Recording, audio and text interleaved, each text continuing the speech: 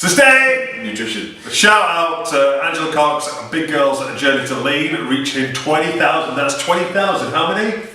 20,000 followers. So she's asked us to do a little video kind of about motivation, goal setting. I'm going to give you our top 5 tips. Don't show me. 5 tips on how to accomplish your goals. Wow.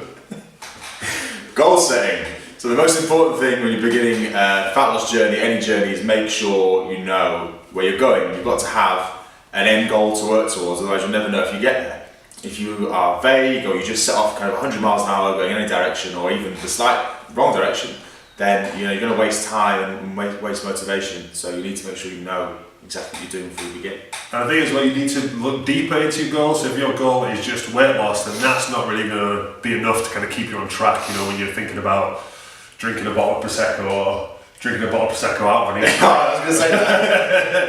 If you look at the reasons why you want to lose weight, or why that's important to you, then it might be because you want to wear nicer clothes or you'll feel more comfortable in clothes, and then you need to ask yourself, well, why do you want to feel more comfortable in these clothes? And it might be because you want to be more attractive to your partner or a potential mate. Or it might be for health reasons that you've got family history of ill health and that's why you want to lose weight. So if you work from I want to lose weight to actually I want to be fit and healthy into my old age because I don't want to get type 2 diabetes or have a hip replacement, then that's a much stronger goal to focus on and keep you on track. Yeah, and that's the issue, is that if you don't have these strong ties, is that ultimately you're going to fall off track. So you just need to make sure that those goals are nice and strong, they really mean something to you. So the more time you spend on that, then the easier it's going to be for you to stay on track. Yes, the stronger the emotional anchor. Yeah. So number 2 is learning from previous mistakes you've made. So odds on this isn't the first time that you've tried to be healthier or work towards a goal. So there's going to be lessons in the past that are going to help you kind of keep on track this time. So you just need to figure out strategies around that, and they need to be specific as well. So just saying, I'll have more willpower is really vague again. So you need to look at specific ways that you're going to get through the situations that tripped you up before. That's it. No mistakes, just opportunities to learn. Success is just well-managed failures. Yeah. I've just thrown them out. So yeah, if you look at what's gone wrong before and why, and then try and fix that, like Joe said, just saying, next time I'll just be stronger. It's not going to work if, a real common one is people will kind of binge on late high sugary snacks kind of mid-lunch time because they've got a massive energy dip. Now, if that's because you've had a bad choice breakfast or not enough for your lunch, then just having stronger willpower is not going to fix that. Simply just eat some more food, and that's going to fix it. So it's kind of learning from that, or you go out to a party and there's only poor food choices there, or there's alcohol there and stuff like that. It's kind of just learn from your mistakes. Yeah, and then number 3 is that's looking at the past mistakes. This is looking at kind of future stumbling blocks. So you need to look at what's going to happen over the next however long you're going to be dieting for, a month, 8 weeks, 12 weeks, and find strategies around the potential problems. So people sometimes say, I'm going to start in January because I've got less on then. And that's fine, but the problem you've got is there's always going to be something on that's not really kind of fitting into your life. So you need to make sure that you've got strategies in place to overcome any obstacle that comes up, and just because you're going around to your brother's house doesn't throw off 2 weeks worth of eating. That's it. There's never going to be a perfect time. There's never going to be an ideal time where everything's going to fall, the moon's going to align with the stars, and you just got to get going, get moving, and crack on and kind of cope with it as well. You don't have to be perfect. You just have to be in control. So if you're going to go out for a meal, which is always going to happen, you can kind of try and make the best choices available, or you can just go with it and just accept that it's not going to be great for whatever your goal is, whether it be that fat loss or health. Number 4 then, try not to do everything at once. So the temptation when people start is to stop smoking, stop drinking, stop seeing their friends, do more exercise, to sleep better, cut out caffeine, and it's just not possible. Well, it is, but it's not sustainable. Yeah, it's really hard to do. So no one's ever going to be able to. It's a lot easier for people to do these things, then it becomes too much, then fall off. Whereas actually, taking things slower and it being more progressive is a lot more effective long term. So people always want faster results. No one ever says, I'm losing weight too quickly, or my abs are here too fast.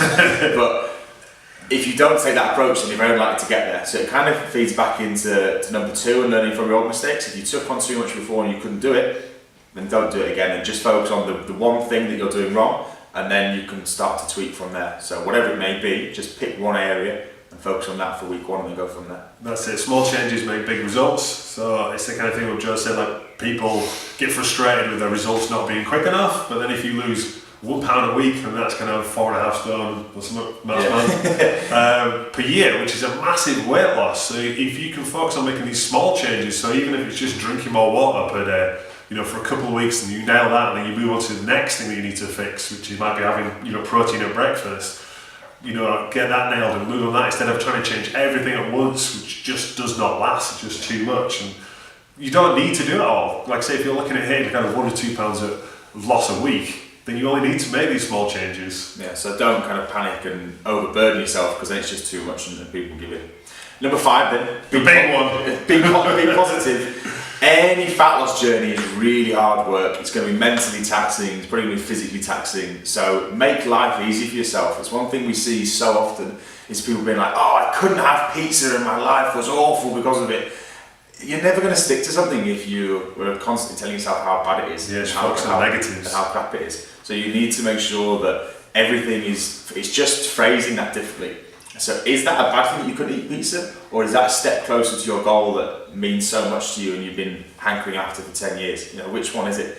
It's the same end result, but it's just the messages you tell yourself in your head, and that can have a massive difference. Again, it comes down to consistency and keeping on the plan. Anything you can do to help that is going to be a good thing. So being positive is a huge part of that.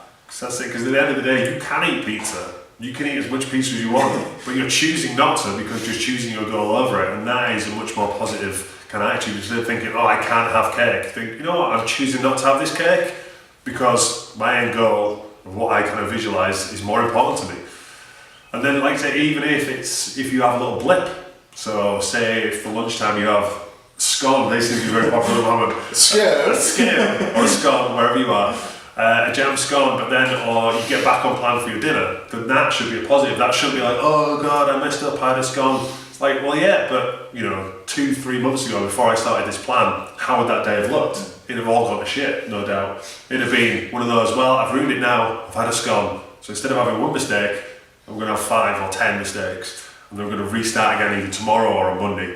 Or in a month's time, yeah, when you've done any progress. So it's just trying to find these little wins and then focusing on them, because it just makes your life easier. Yeah, look for the positives in things, you know, like, you know, as we've already kind of touched on, is learn from your mistakes. So why did you have this go? School. What are you going to do about it for next time? If you can change one thing, being positive, what are you going to do? That's us. So we've got everything. That's a lot. You want to head over to the Facebook page or to the website, give us a look, and same thing on Instagram as well. Yes. Good night, God bless. Time to clean this mess. And edit the builder.